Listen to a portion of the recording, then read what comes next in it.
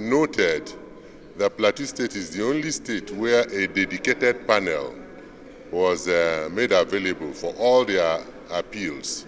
In other jurisdictions, in other states, panels are set up for individual appeals, but in respect of Plateau State, this panel was set up and they are trying all the appeals. They are hearing all the appeals from Plateau State, which of course raises an issue of whether this is in line with the procedure adopted by the court.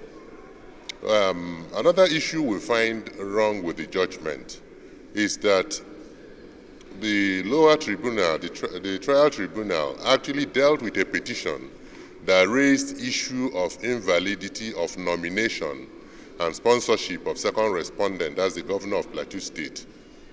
But on appeal, and they found that his nomination was valid. On appeal, the appellants actually formulated grounds that restricted themselves to the issue of sponsorship. And we raised the issue that what is being had in this court is different from what the tribunal had. The tribunal had a case of nomination and sponsorship and made a finding on it.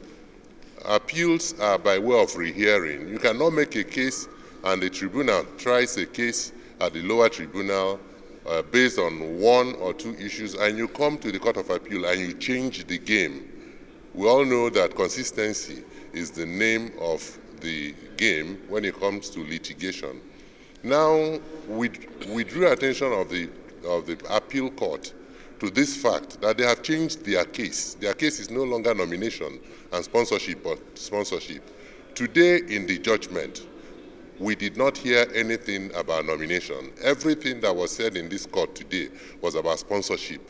And of course, we know that when you mention sponsorship, it could be pre-election or post-election. But when you talk about nomination, the courts do not have any jurisdiction to entertain it as a post-election matter. And so what we had today is not what we went through at the tribunal. We wait to see the judgment so that we will do the needful.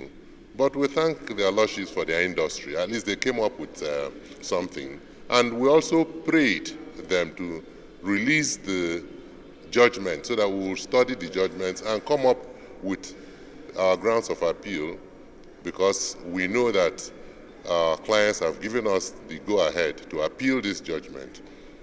It is sad that a day like this has come, because we know that much as the governor has an opportunity to test this judgment at the Supreme Court, the members of the House of Assembly that are with him cannot go beyond this court.